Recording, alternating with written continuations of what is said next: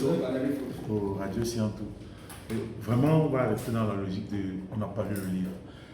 Maintenant, on a l'impression, après vos exposés, que l'auteur semble avoir déniché le mal de l'Afrique. C'est-à-dire, il a évoqué, entre autres, les infrastructures qui posaient problème. On a donné un chiffre. 20 pays ont joué hors de leur base. Et il y a eu des soucis sur le plan administratif, des sélections qui avaient des problèmes, c'est-à-dire que la fédération et les gouvernements, le Cameroun est un cas patent. Est-ce que l'auteur, vous qui avez dit, est-ce que l'auteur a navigué un tout petit peu dans les solutions, ce que l'Afrique pourrait proposer, faire, ou alors comment l'Afrique pourrait s'organiser pour sortir définitivement de ces problèmes-là. Par exemple, depuis Kwame Nkrumah, on a vu comment ça évolue en fait. Alors, est-ce qu'il y a des solutions quelque part dans le livre qui évoque cela? Merci. Une autre question? Oui, Achille. Oui, merci de me passer la parole. Je suis arrivé certes en deux matchs, mais je vais... Le match est sérieux. J'ai juste une petite préoccupation. Je ne sais pas si l'éditeur a déjà pris la parole pour nous situer un peu par rapport à comment il a pu démêler les chevaux avec l'écrivain, avec l'auteur. Qu'est-ce qui s'est passé? Comment ils ont pu en arriver à cet ouvrage, à ce nectar que nous allons déguster bientôt? Ok, Ça, merci. Non, mais je réponds déjà. Oui, l'éditeur là. C'est un roi de basket qui m'a envoyé son manuscrit. Hein. En fait, il publie tout le temps chez nous. Donc, il est à son 7e livre, rien de nouveau sous le soleil.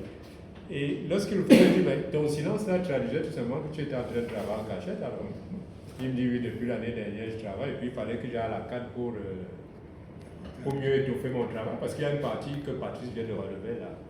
Du moins, le tour de chose, je crois, c'est la troisième partie. Effectivement, il a bien fait de le dire en répondant à Cyril pour dire que quand on regardait le match de la dernière, la 35e Coupe d'Afrique des Nations, on avait un envie au match de Coupe du Monde. Ça, c'est clair, pour les experts, ils le témoignaient.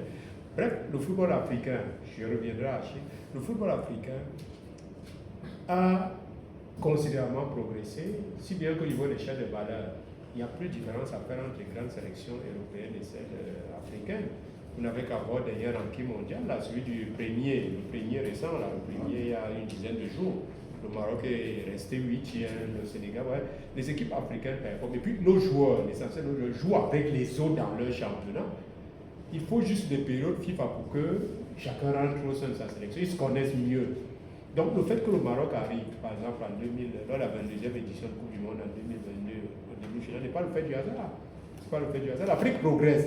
Et il faut se dire une chose que, quand j'ai lu l'auteur, ne soyez pas surpris qu'en 16e de finale, l'Afrique fasse passer même ses 10 représentants. Parce qu'il y a la notion de meilleur troisième qui intervient. Hein. Lors du mondial, les 8 meilleurs troisièmes. Et numériquement aussi, il y a un effet galvanisateur ou galvaniseur, je ne sais pas que ça va. Oui, il y a ça. Plus on est nombreux, plus on a une forte chance d'atteindre, n'est-ce pas, le but essentiel, c'est-à-dire arriver en finale. Donc, Achille, je reviens, c'était juste Achille, je reviens de manière désordonnée. Achille, je reviens pour dire. Bon, donc, lorsque Guy a envoyé son manuscrit, j'ai essayé de jeter un coup d'œil et puis j'ai partagé avec ceux avec qui nous travaillons d'habitude.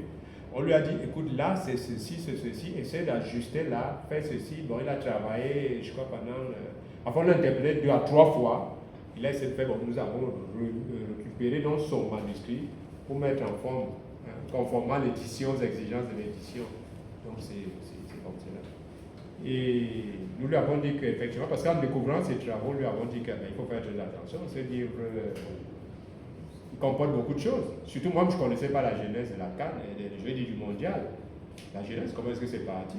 C'est là où je découvre qu'effectivement, à un moment, avec l'actualité présente, la CAF a failli quitter en un cheveu la FIFA, suite aux injustices que nous enregistrons, même aujourd'hui, et qui ont existé auparavant. Et puis à l'époque, bon, la différence avec les autres, c'est que c'était les vrais nationalistes. Lorsque vous voyez par exemple Kessema, Ohane Diana, le premier président de la fédération ghanéenne, qui était également premier vice-président de la Confédération africaine de football, qui était membre du comité exécutif de la FIFA. Les gars ont écrit une lettre à la FIFA pour dire que si vous ne nous accordez pas une place à nous, qui à l'époque, vous aviez prétendu que nous étions des pays colonisés. Maintenant, nous sommes indépendants. Il nous faut une place. C'est quoi cette affaire de tournoi triangulaire Afrique-Asie pour une seule place?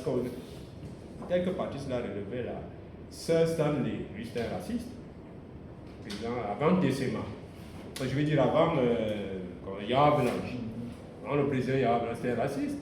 Et le fait d'avoir discriminé l'Afrique a fait qu'il perde l'élection. Hein, et que Yahya Blanche avait surfé sur ce volet-là spécifique.